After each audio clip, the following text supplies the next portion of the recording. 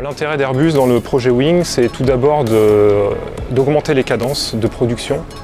Également, il y a un objectif de réduction des coûts et puis il y a un objectif de réduction des déchets pour réduire aussi notre empreinte sur l'environnement.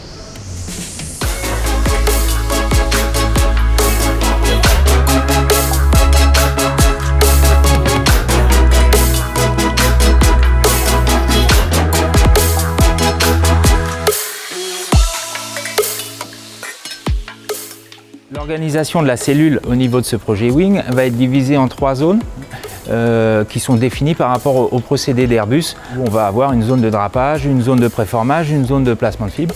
La ligne se veut souple.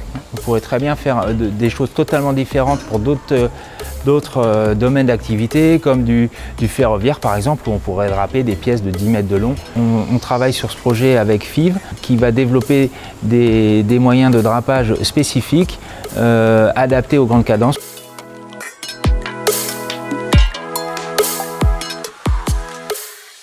Les machines de dépose de fibres sont un métier historique de FIV Machining.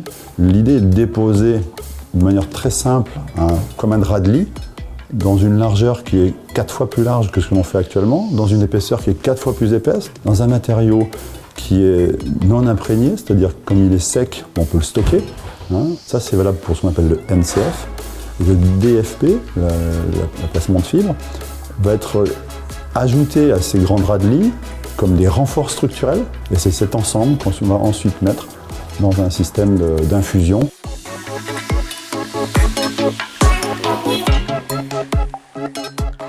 On va travailler aussi avec Loiretech qui va développer des outillages également spécifiques qui permettent de faire des préformages beaucoup plus rapides. Et les temps de cycle de préformage aujourd'hui sont trop longs pour passer à une phase industrielle à haute cadence. Donc notre objectif, c'est vraiment d'accélérer au maximum le refroidissement pour descendre les temps de cycle et que le préformage devienne accessible économiquement parlant et industriellement parlant à l'aéronautique et également d'autres secteurs d'activité.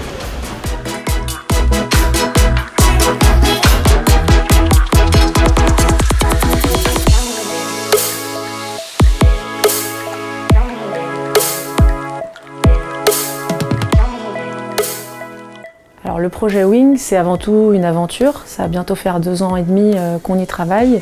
Cette technologie va intéresser toutes les filières industrielles qui travaillent sur des pièces légères et de grande dimension. Je pense à l'énergie traditionnelle et renouvelable, ainsi qu'à la filière transport au sens large, aéronautique, automobile, navale, etc.